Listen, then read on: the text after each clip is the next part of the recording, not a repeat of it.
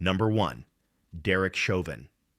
For nearly 2 decades, Derek Chauvin lived a life built on routine, authority, and repetition. He wore a badge, followed procedures, and blended into the background of Minneapolis policing.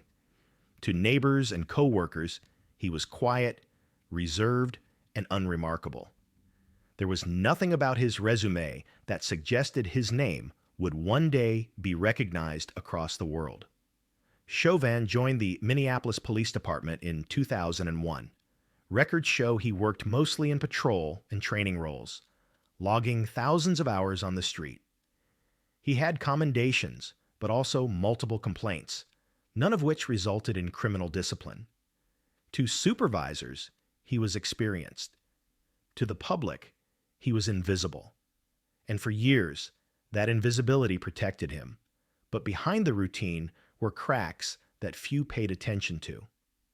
Chauvin worked long hours, often overlapping shifts at a nightclub where he served as off-duty security.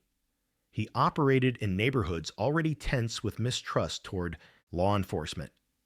And like many long-serving officers, familiarity bred confidence, and confidence sometimes slipped into rigidity. Nothing outwardly dramatic, just subtle warning signs that would only make sense in hindsight.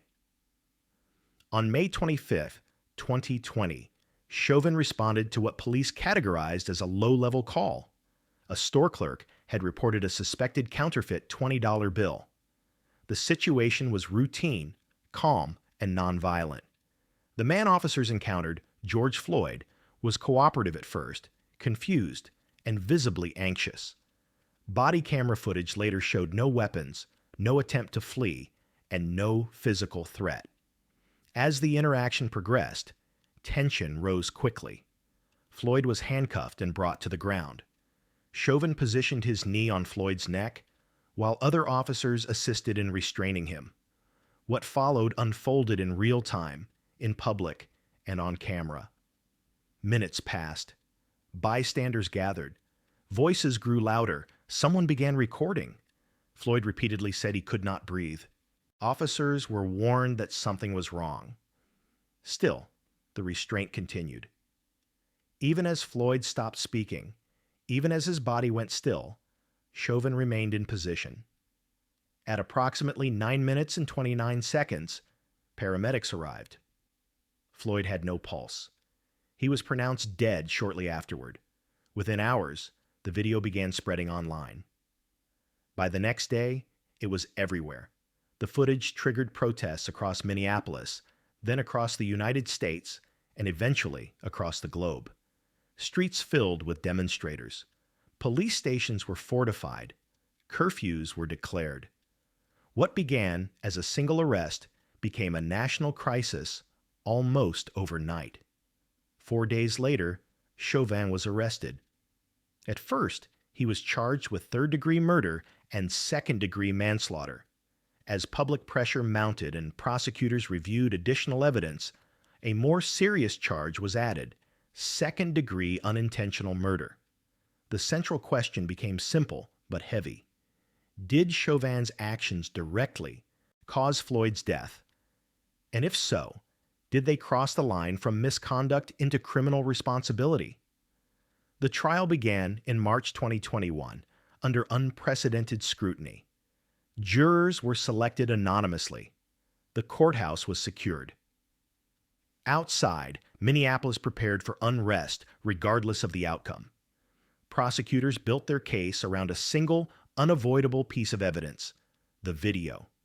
They played it repeatedly, slowing it down, stopping it, allowing jurors to absorb every second. Medical experts testified that Floyd died from cardiopulmonary arrest caused by law enforcement restraint. Police trainers explained that Chauvin's actions violated department policy. Witnesses described watching a man lose consciousness beneath a knee that never moved. Then came one of the most damaging moments for the defense. Chauvin's own colleagues testified against him. A senior police lieutenant told the jury the force used was unnecessary. A use of force trainer stated that once Floyd was handcuffed and prone, the threat was over. These were not outside critics. They were insiders, and their words carried weight.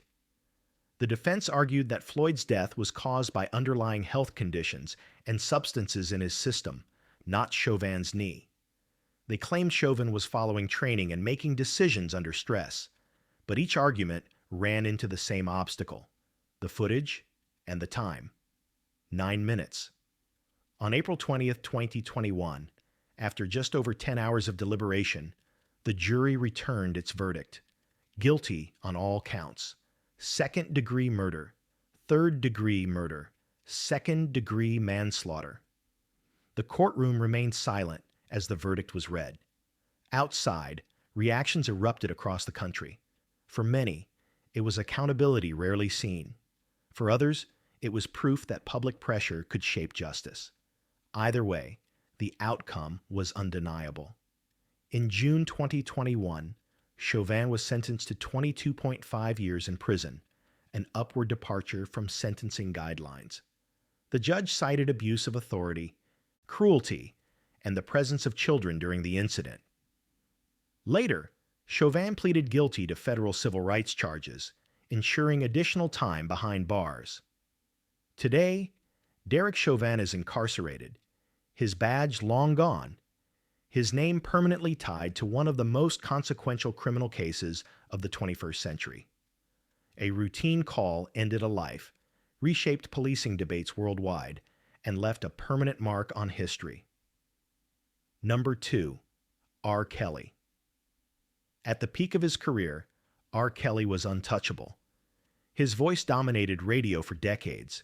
His songs topped charts, filled arenas, and became permanent fixtures at weddings, clubs, and award shows. To fans, he was a genius. To the music industry, he was a machine that printed money. And to many people around him, he was someone you did not question. Born Robert Sylvester Kelly in Chicago in 1967, his early life was unstable. Records and interviews describe a childhood marked by poverty, limited education, and early trauma. Music became both an escape and a shield. By his early 20s, that shield had turned into armor. Success came fast, and it came loud. By the mid-1990s, R. Kelly was no longer just an artist. He was a brand. He wrote and produced hits not only for himself, but for some of the biggest names in music. Industry executives protected him. Labels promoted him. Crowds cheered him. And quietly, allegations followed him everywhere. Whispers circulated for years. Stories of inappropriate behavior. Lawsuits settled out of court. Former associates who disappeared from his inner circle. Each incident alone seemed containable. Together, they formed a pattern that many chose to ignore. The turning point did not come from the industry. It came from survivors who refused to stay silent. By the early 2000s, multiple reports surfaced accusing Kelly of exploiting underage girls. In 2008, he was acquitted in a state trial related to explicit material after a jury found reasonable doubt. For many observers, that verdict was misread as vindication. In reality, it emboldened him. Behind the scenes, control tightened. According to court records, Kelly built a system that revolved entirely around obedience. Young women were isolated from family and friends. Phones were taken. Movements were monitored. Rules were enforced through fear and manipulation rather than physical confinement. Survivors later described a cycle of reward and punishment designed to break independence slowly, not suddenly. For years, nothing stopped it. Then in 2017, investigative journalists began connecting dots that had been deliberately kept apart. Former employees spoke. Parents spoke. Survivors spoke. The narrative shifted from rumor to structure. What had once sounded like chaos now looked organized. In 2019, federal authorities stepped in. Kelly was arrested and charged with multiple counts related to racketeering and sex trafficking. The charges were not limited to one incident or one person. Prosecutors alleged a criminal enterprise, operating across state lines for decades. This was no longer about fame or morality, it was about organized crime.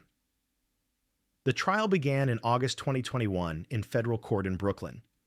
Prosecutors laid out their case with precision.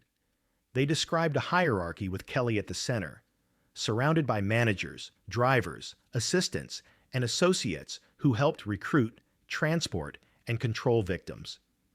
Testimony detailed how travel arrangements were made, how silence was enforced, and how money flowed upward. One witness after another described similar experiences, even though many had never met each other. That consistency mattered. Defense attorneys argued that Kelly's relationships were consensual and that prosecutors were criminalizing unconventional behavior. They portrayed witnesses as unreliable and motivated by money or resentment. But the paper trail told a different story. Travel records, financial documents, messages, timelines that overlapped too cleanly to dismiss. Perhaps most damaging was the concept prosecutors kept returning to. Consent under coercion is not consent at all. After nearly a month of testimony, the jury deliberated. On September 27, 2021, R. Kelly was found guilty on all 9 counts, including racketeering and sex trafficking.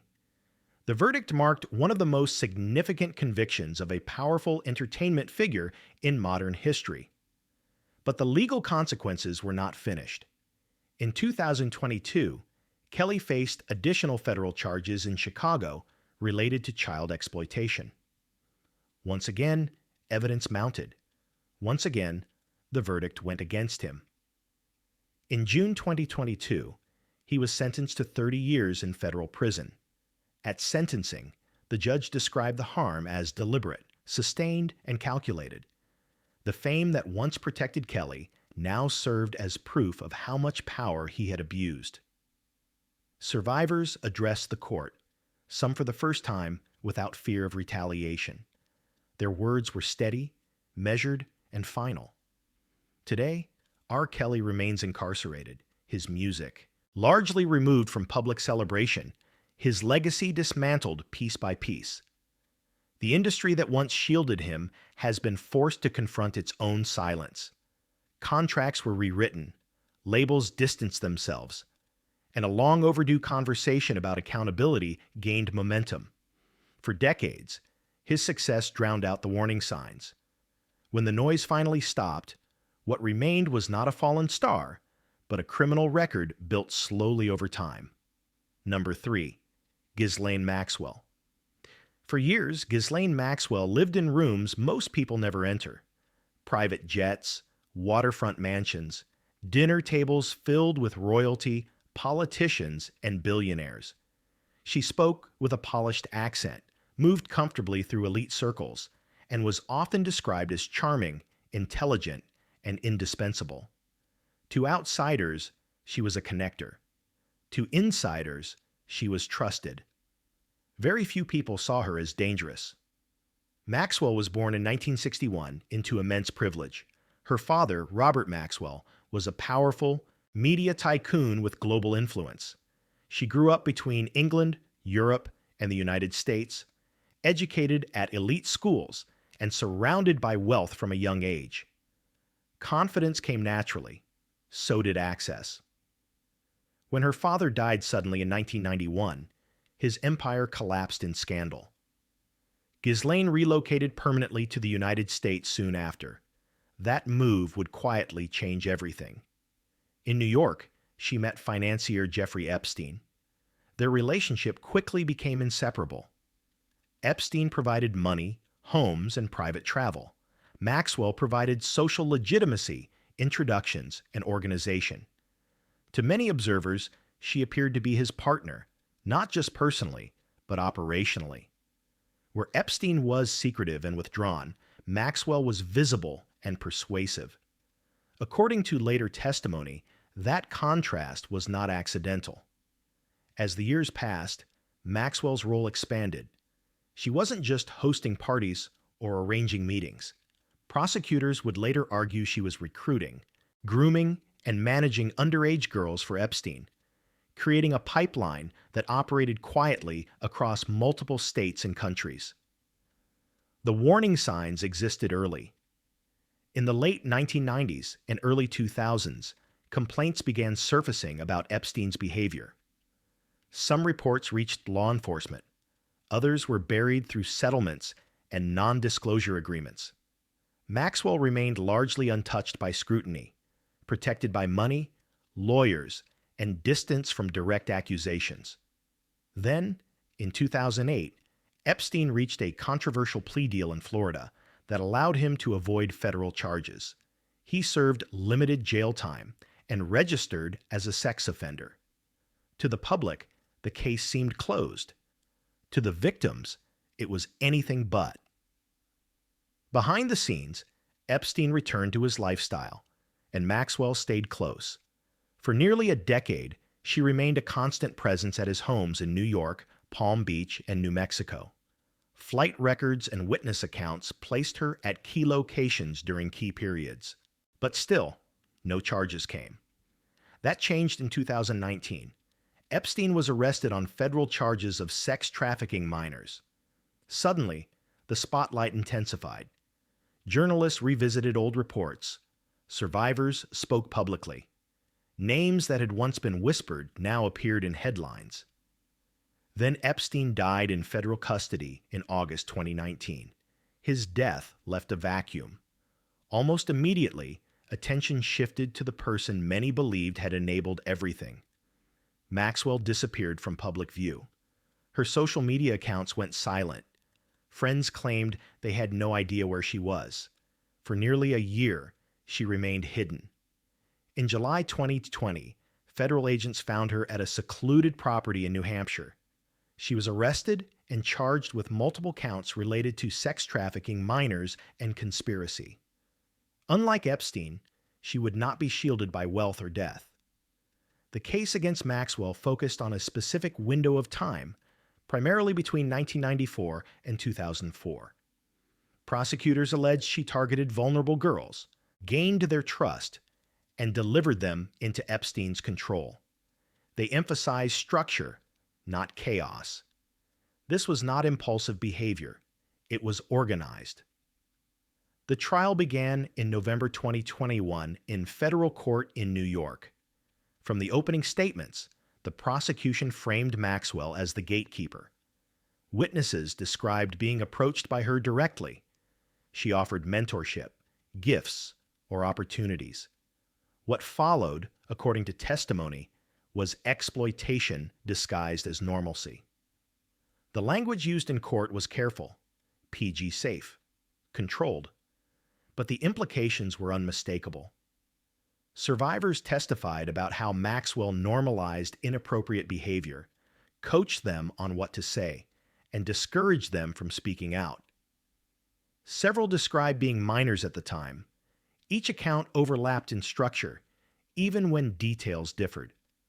The defense took a familiar approach. Maxwell's attorneys argued she was being scapegoated for Epstein's crimes. They claimed she was targeted because Epstein was no longer alive to stand trial. They attacked the credibility of witnesses and highlighted inconsistencies in memory over time. But prosecutors countered with records, flight logs, employment records, photographs, calendars, testimony from multiple women who had never coordinated with each other, yet described similar experiences. The pattern became difficult to dismiss. One of the most striking moments came when jurors were shown how Maxwell's name repeatedly appeared at the center of logistical arrangements. She scheduled, she coordinated, she followed up. The image of a passive bystander collapsed.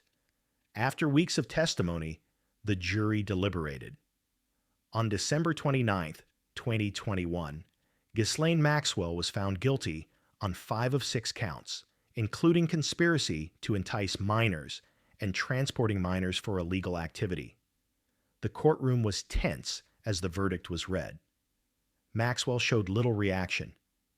For many survivors, it was the first time someone other than Epstein had been held legally accountable.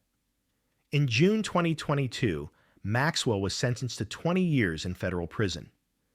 The judge described her conduct as brazen and predatory, noting that her social standing allowed her to hide in plain sight.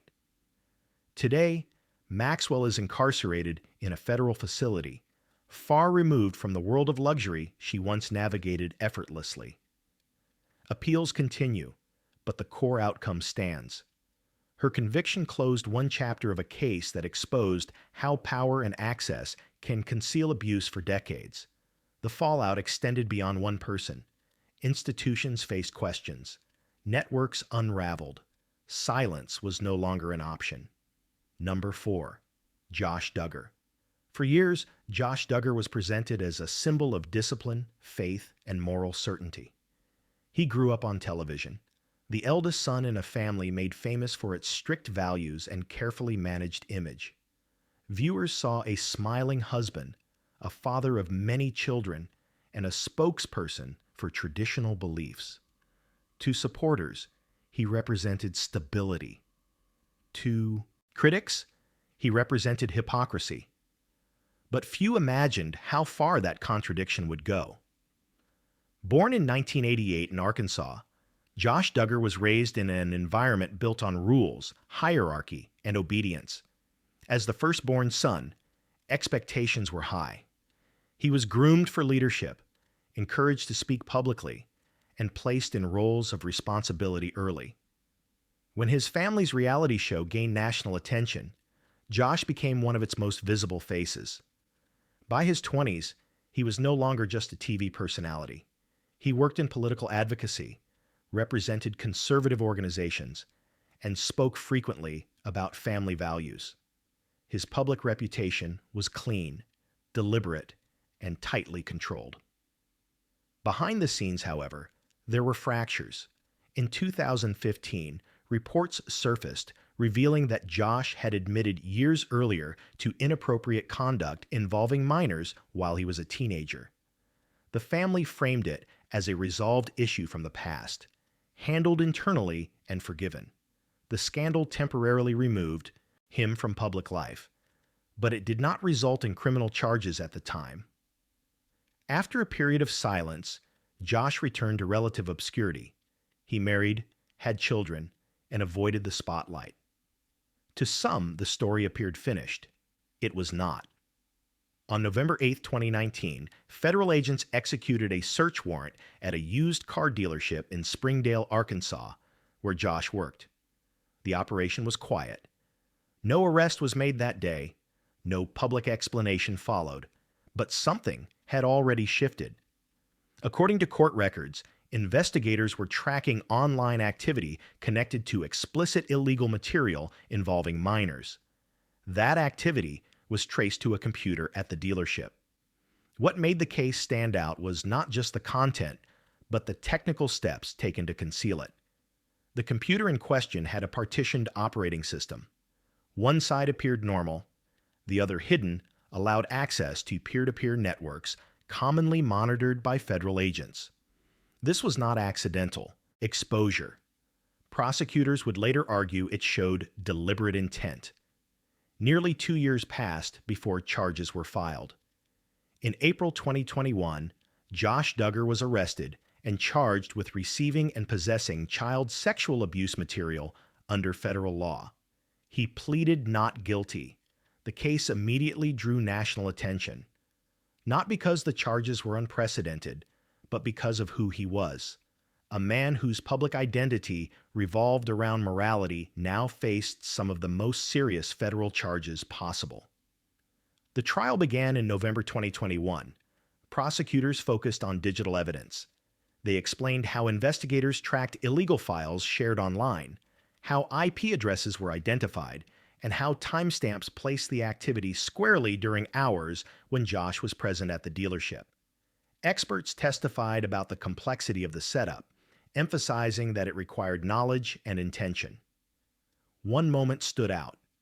During testimony, a federal agent stated that when asked casually whether someone at the dealership had been downloading inappropriate material, Josh responded with a question of his own.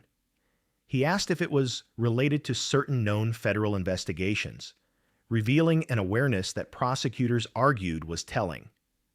The defense attempted to redirect blame. Josh's attorneys suggested that other employees had access to the computer. They raised the possibility of remote access. They questioned the certainty of digital attribution. But as witnesses walked jurors through login credentials, passwords, and physical access timelines, those alternatives weakened. Perhaps the most damaging evidence was the overlap. The files were downloaded at times when Josh was documented as being alone. Login records showed his credentials. Surveillance and testimony narrowed the window until it pointed to one person. The jury was instructed carefully. The material itself was described in neutral, PG-safe terms. The focus remained on possession, intent, and responsibility, not shock value. After just over a week of testimony, the case went to deliberation. On December 9, 2021, Josh Duggar was found guilty on both counts. The verdict marked a decisive end to years of public denial and image management. In the courtroom, family members sat silently. Outside, reactions ranged from anger to grim validation.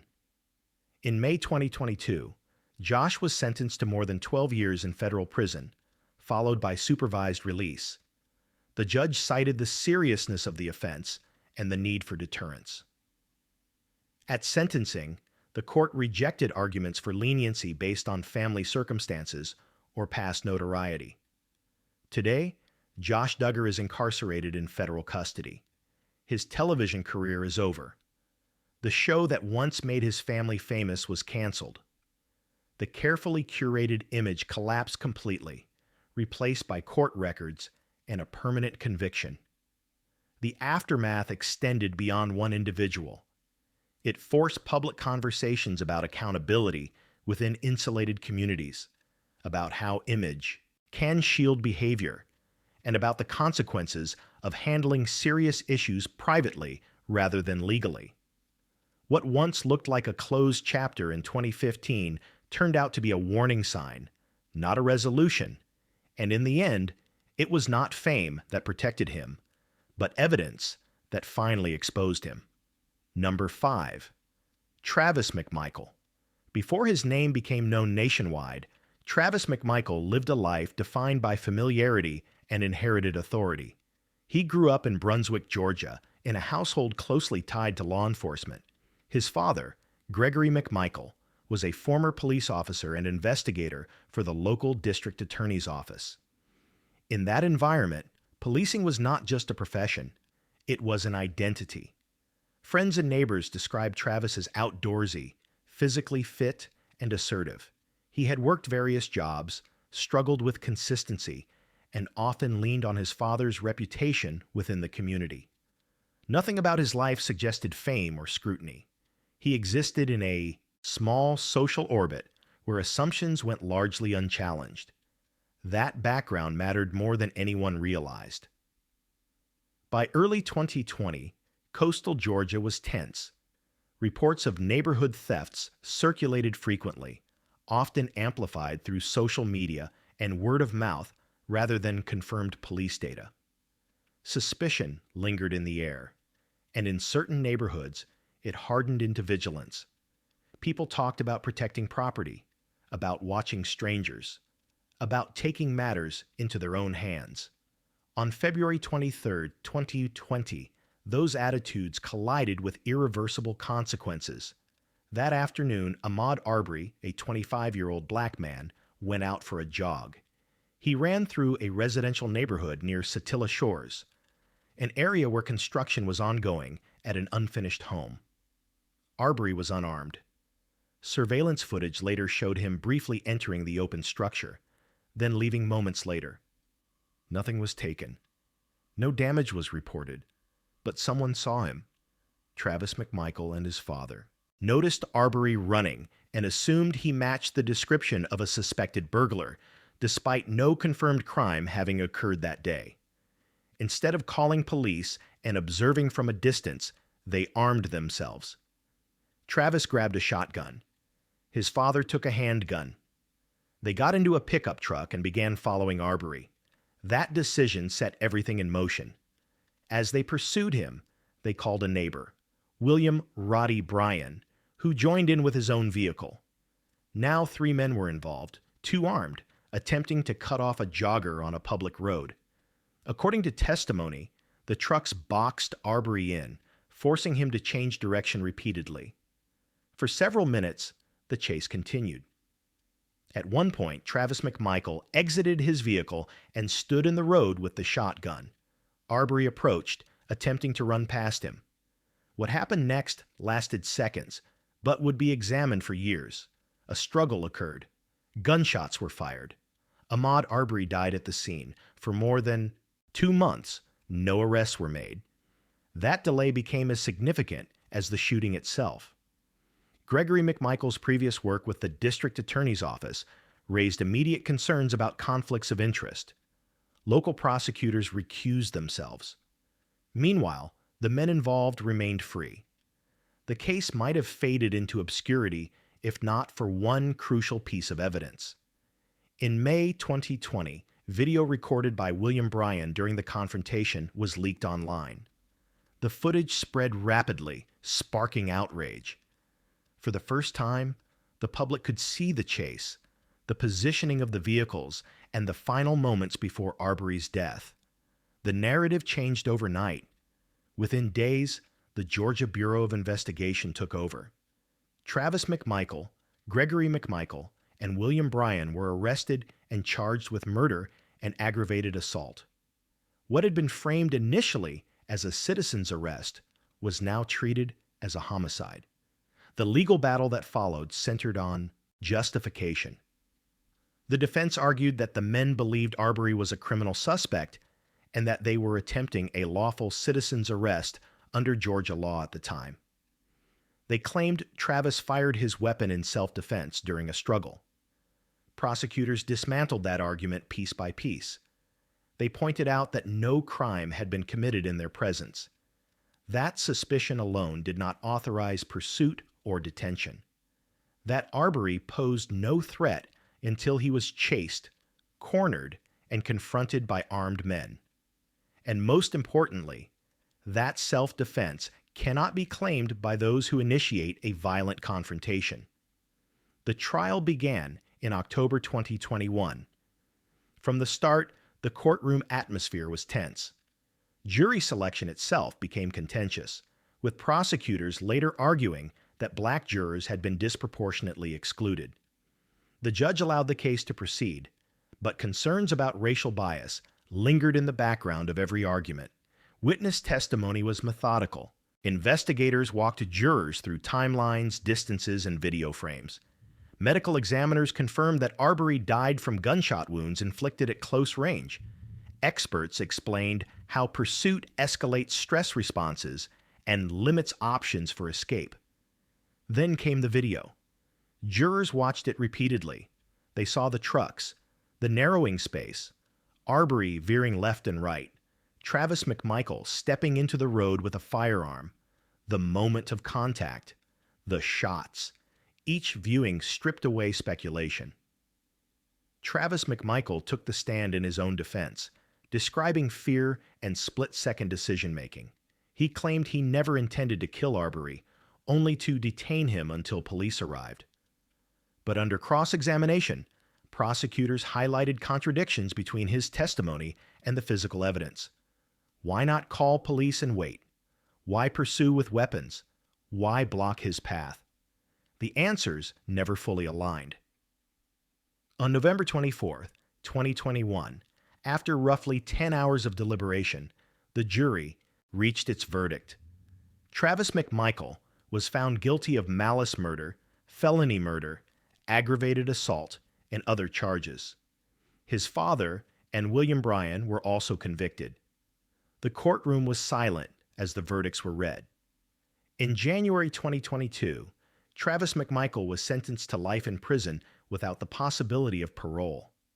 The judge described the killing as intentional and unnecessary, rejecting claims of self-defense outright. Later, in federal court, all 3 men were also convicted on hate crime charges, adding additional life sentences. Today, Travis McMichael remains incarcerated. his future defined entirely by that February afternoon. The citizen's arrest law he relied upon was repealed in Georgia shortly after the verdict, a direct consequence of the case. The killing of Ahmaud Arbery reshaped national conversations about vigilantism, race, and accountability. It exposed how assumptions, when paired with authority and weapons, can turn suspicion into tragedy in minutes. A jog became a death sentence. A neighborhood decision became a life sentence. Number 6. Kyle Rittenhouse. Kyle Rittenhouse was 17 years old when his name became a political symbol. Before that, he was largely unknown outside his small Midwestern circle. He lived in Antioch, Illinois, attended the public school, and showed a strong interest in law enforcement and emergency services. Friends described him as socially awkward, but eager to belong. He admired police officers, followed them on social media, and spoke openly about wanting to help his community. On the surface, he looked like many American teenagers drawn to authority and structure. But underneath that admiration was a dangerous misunderstanding of responsibility, power, and limits. In August 2020, the United States was already on edge. Protests and unrest had followed the police shooting of Jacob Blake in Kenosha, Wisconsin. Buildings burned, businesses were damaged, law enforcement was overwhelmed. National news crews flooded. The city and social media amplified every rumor and every clip. For some, Kenosha became a warning. For others, it became a destination. On August 25, 2020, Kyle Rittenhouse crossed state lines and traveled to Kenosha carrying an AR-style rifle. Though often misreported early on, the weapon was not illegally transported across state lines. It had been stored in Wisconsin and legally purchased by an acquaintance. That detail would later matter greatly in court. Rittenhouse claimed he went to Kenosha to protect property and provide medical aid. Video footage shows him carrying a first aid kit and offering help to protesters earlier in the evening. He moved among armed civilians who described themselves as protecting local businesses. Police officers were present and, at times, interacted calmly with the group. Still, the contradiction was obvious. A teenager with no formal authority, armed with a rifle, had inserted himself into a volatile situation he did not control. As night fell, tension increased. Protesters and counter-protesters clashed verbally. Sirens echoed. Fires burned in the distance. The line between protest and chaos blurred by the minute. Rittenhouse drifted away from the group he arrived with, moving alone through the streets. Shortly before midnight, everything changed. Rittenhouse was chased by Joseph Rosenbaum, a 36-year-old protester. Witnesses testified that Rosenbaum had been aggressive earlier in the night and had confronted armed individuals. Video footage shows Rosenbaum pursuing Rittenhouse through a parking lot. Rittenhouse ran. As Rosenbaum closed the distance, Rittenhouse turned and fired multiple shots. Rosenbaum was struck and later died. What happened next unfolded rapidly. Rittenhouse fled the scene, moving toward police vehicles. As he ran, word spread among nearby protesters that he had shot someone. Several individuals pursued him, believing he was an active shooter. He tripped and fell in the street. At that moment, chaos compressed into seconds. Anthony Huber struck Rittenhouse with a skateboard. Another man, Gage Grosskreutz, approached holding a handgun. Rittenhouse fired again. Huber was fatally wounded. Grosskreutz was injured but survived. In total, 3 people were shot. 2 died. Rittenhouse then stood up, approached police vehicles with his hands raised, and continued walking. Officers did not arrest him at the scene. He returned to Illinois and turned himself in the following day. The public reaction was immediate and explosive. Some labeled him a vigilante killer. Others called him a hero acting in self-defense. Media narratives hardened quickly. often before facts were fully established. Political figures weighed in. Social media turned the case into a proxy war over guns, protests, and policing.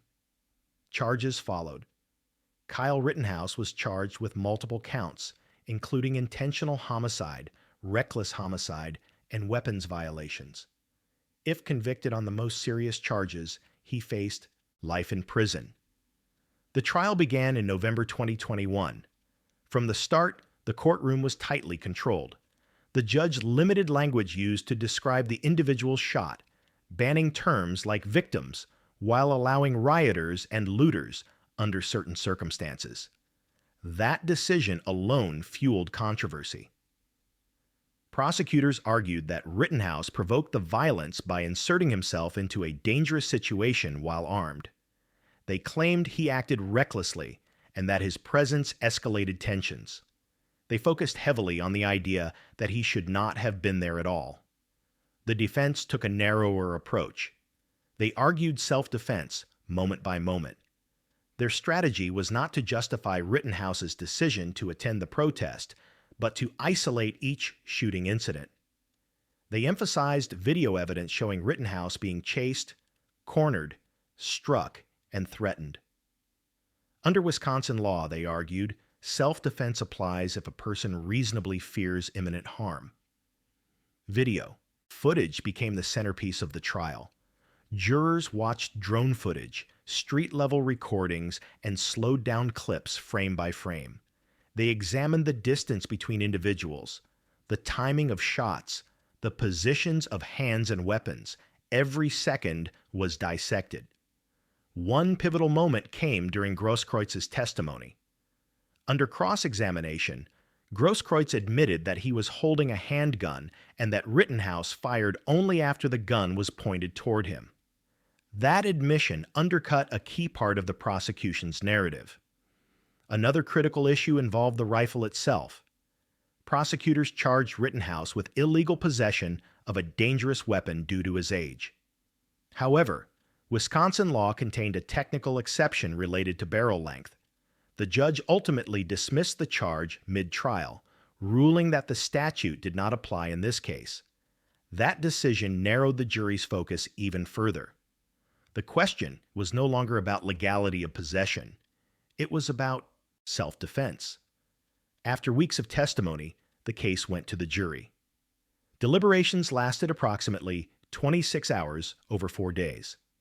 On November 19, 2021, the verdict was read. Not guilty on all counts. The courtroom reaction was restrained, but the national response was anything but.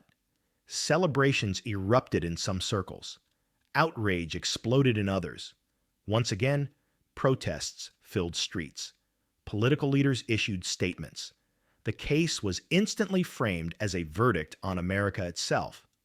Legally, however, the outcome was clear. The jury had concluded that the prosecution failed to disprove self-defense beyond a reasonable doubt.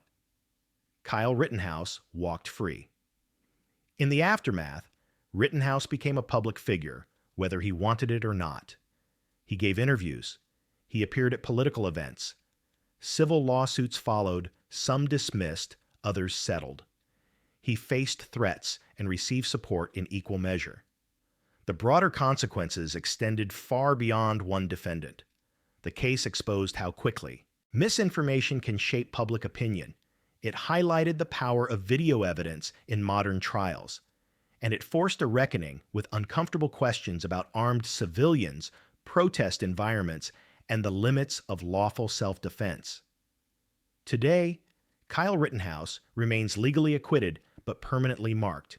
His teenage decision placed him at the center of one of the most divisive criminal trials of the decade, a case where facts, fear, and footage collided in real time. Number 7. Elizabeth Holmes. Elizabeth Holmes built her reputation on certainty. She spoke softly, dressed deliberately, and projected absolute confidence in a future she claimed was already within reach. To investors, she was a visionary. To employees, she was demanding and relentless. To the public, She became a symbol of innovation before most people understood what her company actually did. Born in 1984 in Washington, D.C., Holmes grew up in a family that valued ambition and achievement. She showed early interest in science and entrepreneurship, enrolling at Stanford University to study chemical engineering. But she left after just 1 year, convinced that traditional paths were too slow for what she wanted to build. That decision became part of her mythology. In 2003, Holmes founded a company called Theranos, promising to revolutionize blood testing. Her claim was simple and powerful. With just a few drops of blood from a finger prick, her technology could run hundreds of tests faster, cheaper, and more accurately than traditional laboratories. If true, it would change medicine worldwide. Investors were captivated. Holmes presented herself as a rare combination of technical brilliance and moral purpose. She spoke about democratizing healthcare and empowering patients. She cultivated comparisons to Steve Jobs, down to the black turtlenecks and minimalist presentations. The story was irresistible. But beneath the narrative, problems surfaced almost immediately.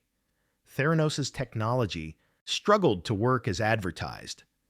Internal documents later revealed inconsistent results, frequent errors, and reliance on conventional machines rather than proprietary devices.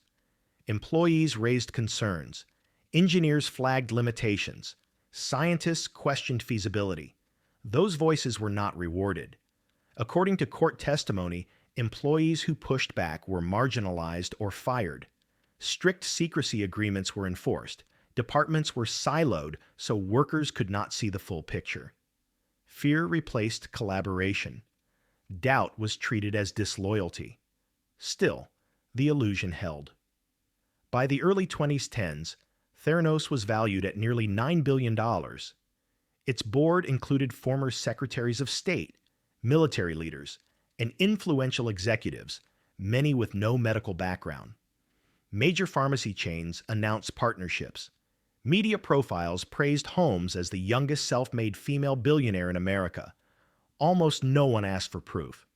The turning point came quietly, not dramatically.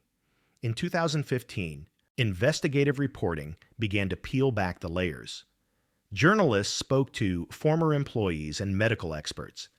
They examined internal documents.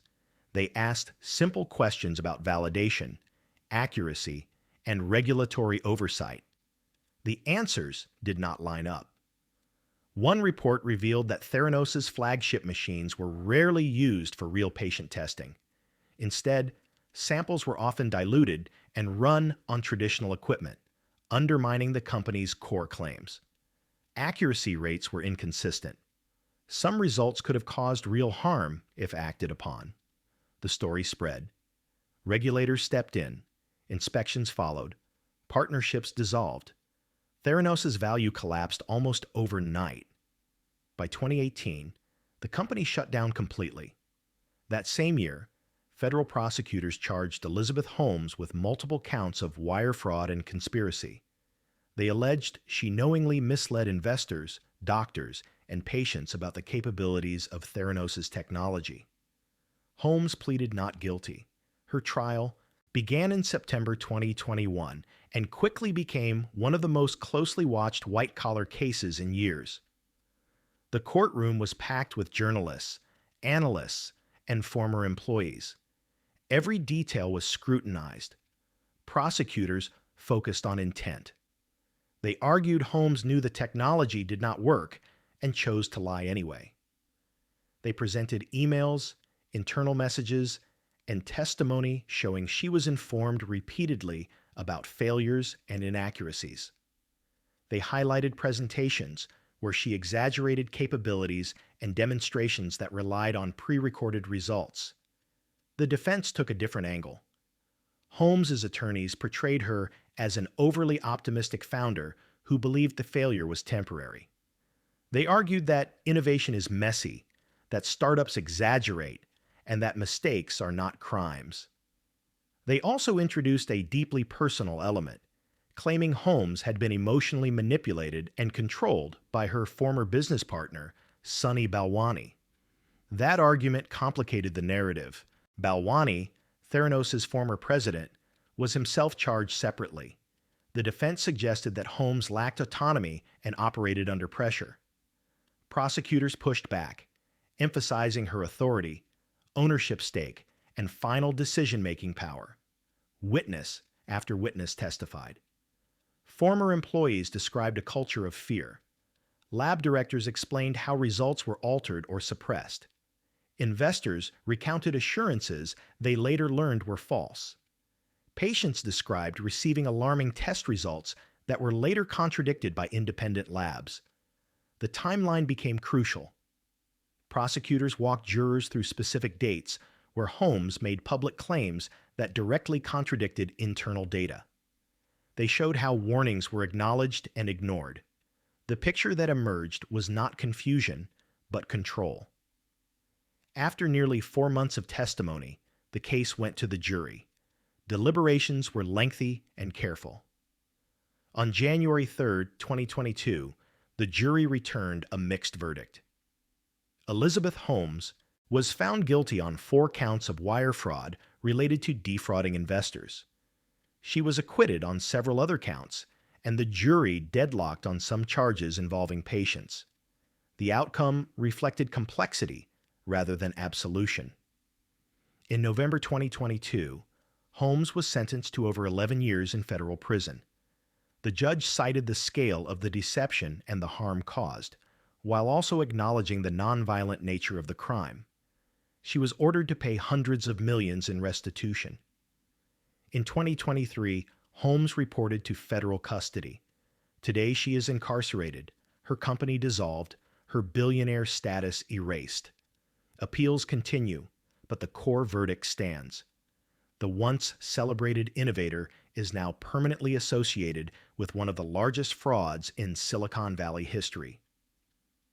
The Theranos case reshaped conversations about startup culture, investor responsibility, and the dangers of valuing vision over verification. It exposed how charisma can override skepticism and how power can silence dissent until it's too late. A promise to change medicine ended in courtroom testimony and prison time. Number 8. Kim Potter. Kim Potter spent most of her adult life in uniform.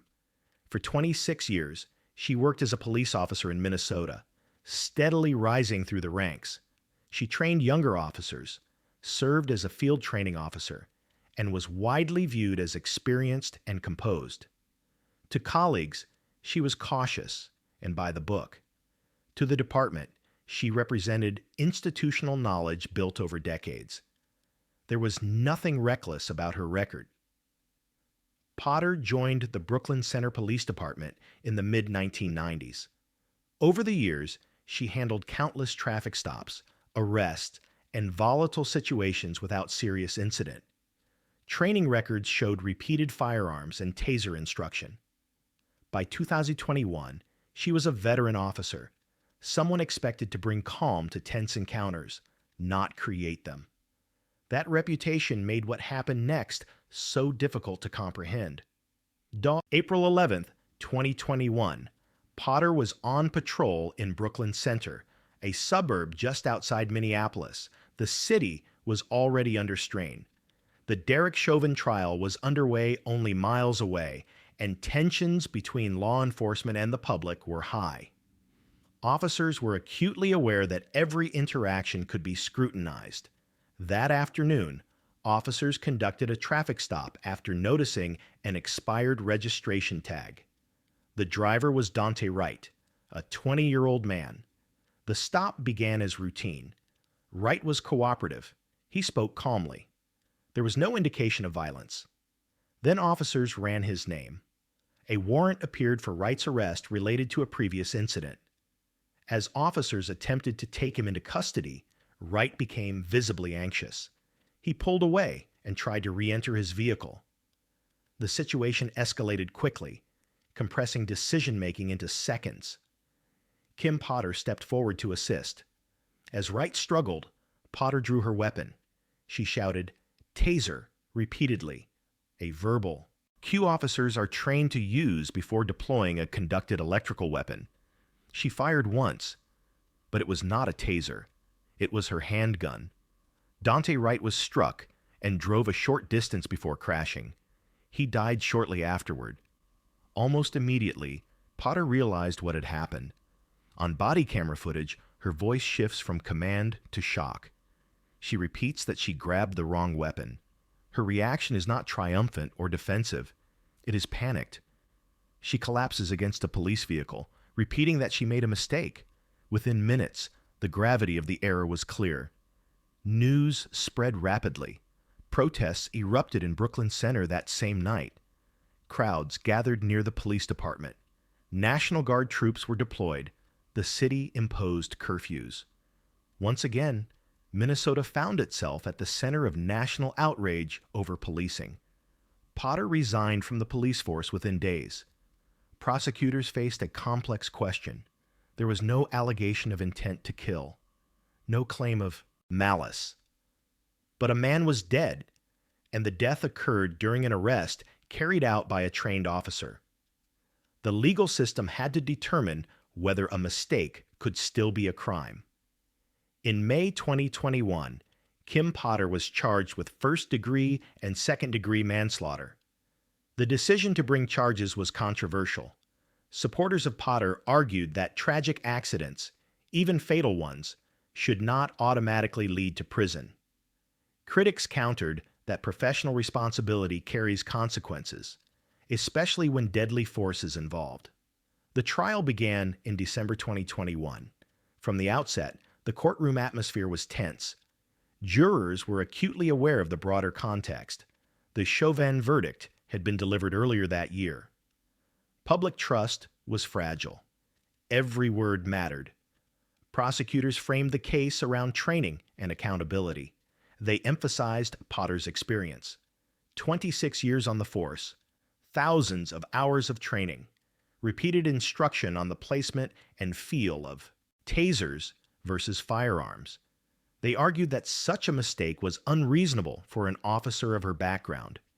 They highlighted physical differences. The taser was bright yellow. The handgun was black. The taser was worn on the opposite side of the body. The trigger pull felt different. According to prosecutors, these distinctions existed specifically to prevent this kind of error. Their argument was not that Potter intended harm, but that her actions were negligent and dangerous.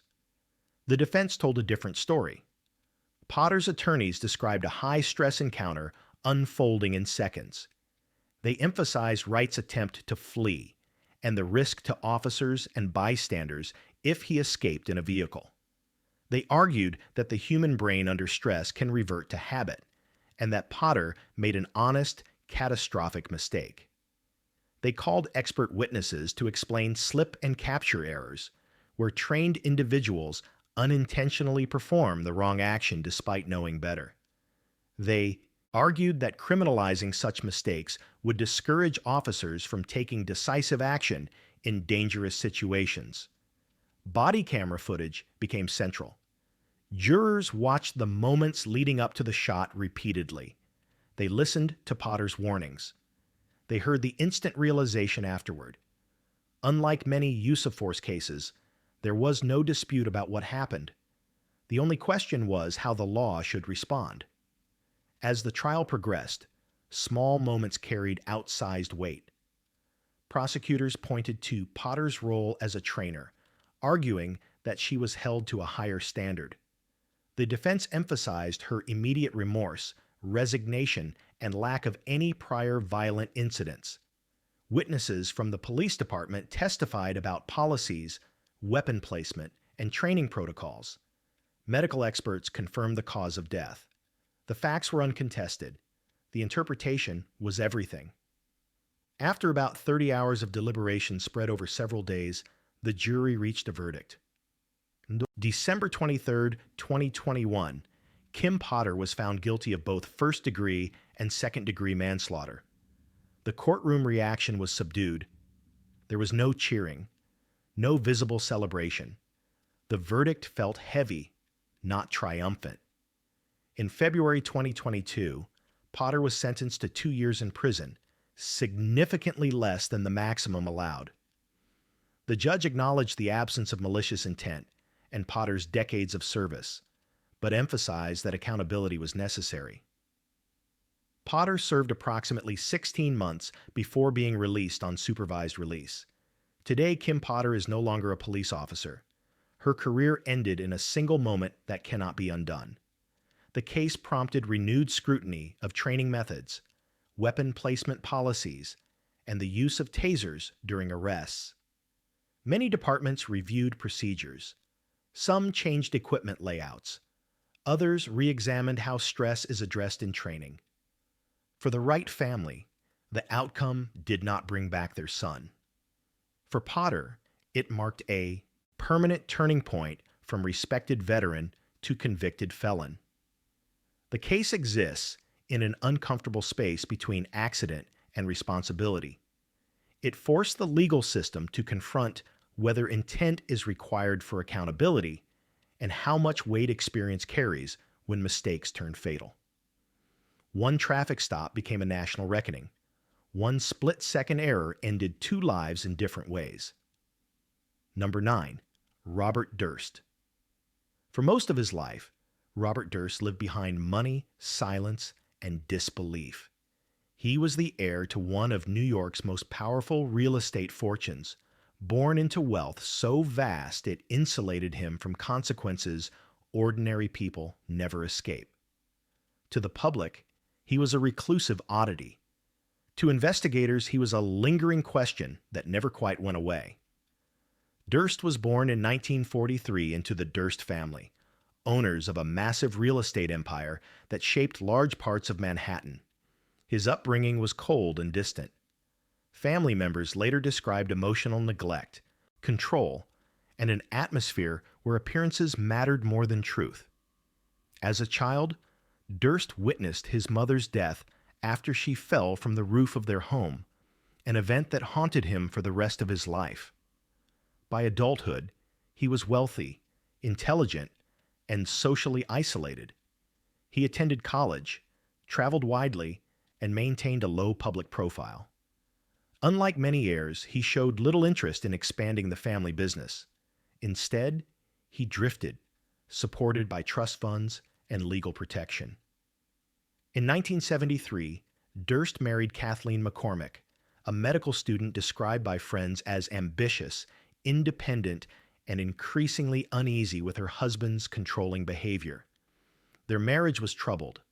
Arguments were frequent. Kathleen confided to friends that she feared Robert and planned to leave him.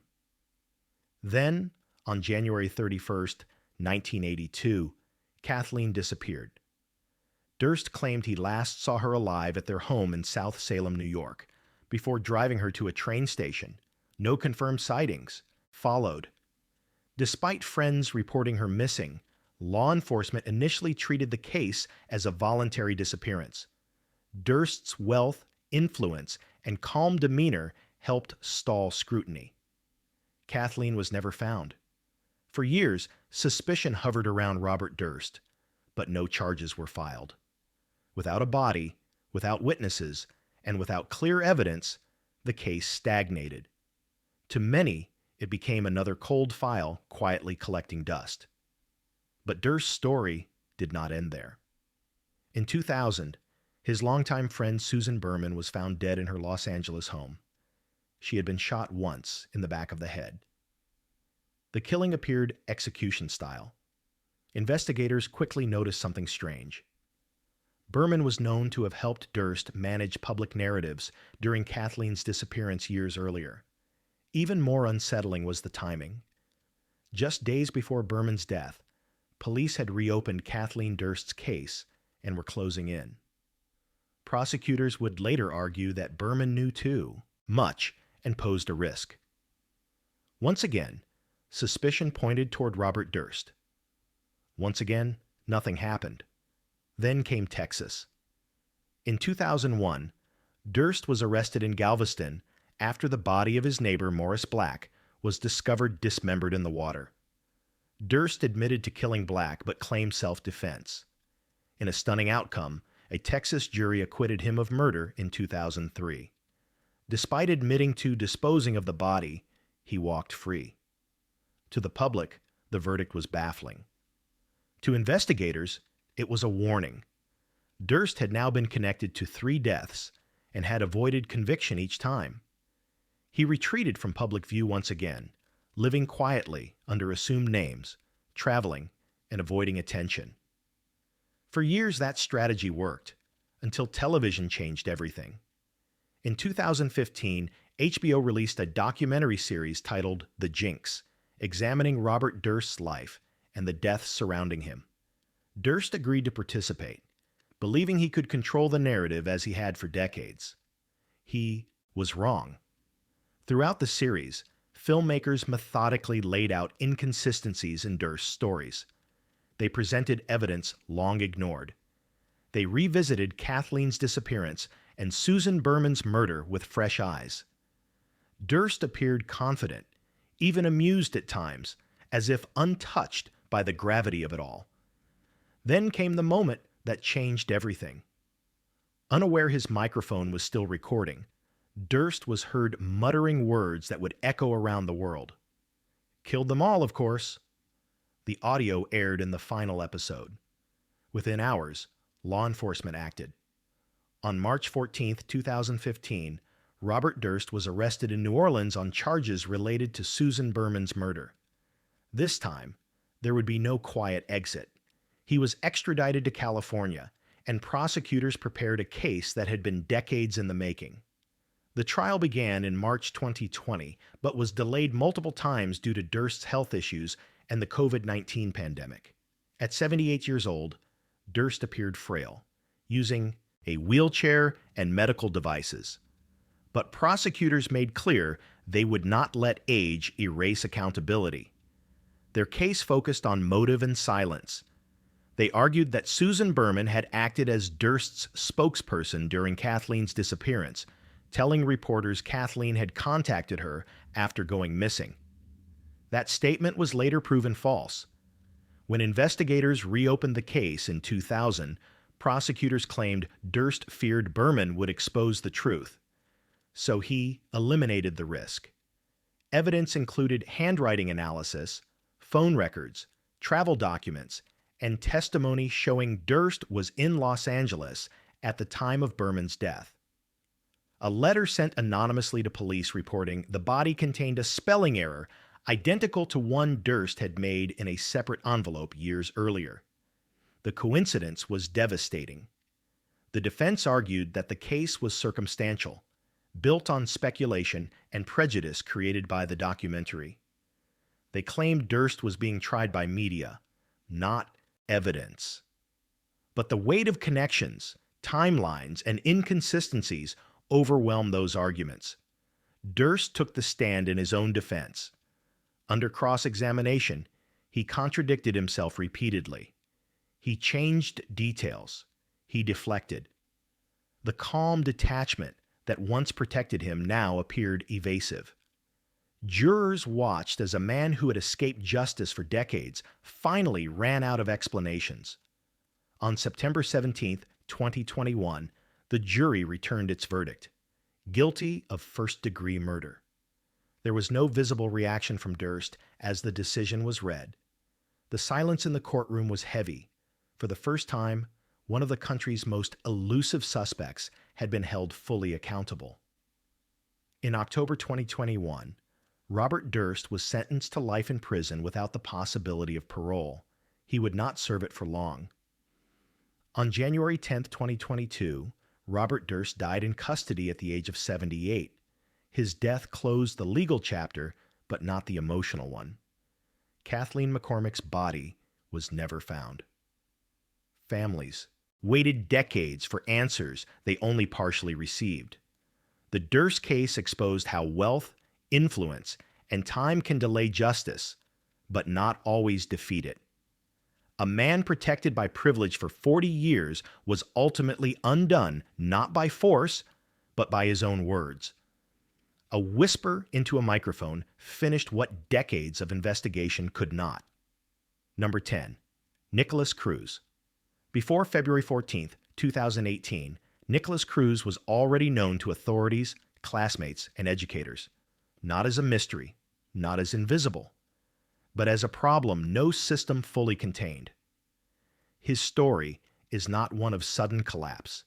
It is a slow accumulation of warnings, missed interventions, and escalating instability that ended in one of the deadliest school shootings in American history.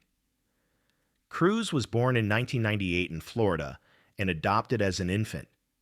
His early childhood was marked by developmental and behavioral challenges. School records later revealed a long history of emotional volatility, aggression, and difficulty regulating anger. He cycled through disciplinary actions, counseling attempts, and alternative education programs. Teachers described him as disruptive and unpredictable. Classmates described him as isolated and hostile. His adoptive mother, Linda Cruz, struggled to manage his behavior. She sought help repeatedly, contacting schools, doctors, and local services. But as Cruz grew older, his behavior intensified rather than stabilized. By his teenage years, he was frequently suspended, transferred, or removed from classrooms. In 2016, Cruz was expelled from Marjory Stoneman Douglas High School. The reason was not trivial. Records indicate violent threats, disciplinary violations, and alarming conduct toward staff and students. Once removed, Cruz entered a fragmented system of alternative education and online schooling. Structure weakened, supervision loosened, his isolation deepened. Then, in November 2017, his mother died. Her death removed the last consistent authority figure in his life. Cruz moved in with family friends, drifting between homes. Reports later showed he was increasingly obsessed with weapons, violence, and mass shooters. He posted disturbing content online. He made threats that were reported to law enforcement and the FBI. Again and again, alarms sounded, and again, nothing stopped him. On February 14th, 2018, Valentine's Day, Cruz took a rideshare to a Walmart, purchased ammunition, then traveled to Marjory Stoneman Douglas High School. He arrived carrying a semi-automatic rifle concealed in a bag. Students were leaving early for the day. The campus was busy, but unsuspecting. At approximately 2:19 p.m., Cruz entered the school. What followed unfolded over just 6 minutes, but would permanently alter hundreds of lives. Cruz moved through hallways and stairwells, firing repeatedly. 17 people were killed. 14 were students. 3 were staff members. Many others were injured physically and psychologically. When the shooting ended, Cruz fled the campus, blending into the chaos. He discarded his weapon and walked to a nearby store. He was arrested without resistance about an hour later. The immediate aftermath was confusion, grief, and fury. But very quickly, another question dominated the conversation. How did this happen when so many people knew? Investigators uncovered a staggering volume of prior warnings. The FBI had received multiple tips identifying Cruz by name, describing his desire to commit a school shooting. Local law enforcement had been called to his home dozens of times for disturbances. School officials documented threats and behavioral red flags for years. Each agency had pieces of the puzzle. No one assembled them. The legal case against Cruz was straightforward in terms of evidence: surveillance footage, witness testimony, ballistics, a confession. There was no dispute about guilt. Cruz pleaded guilty in October 2021 to 17 counts of first-degree murder and 17 counts of attempted murder.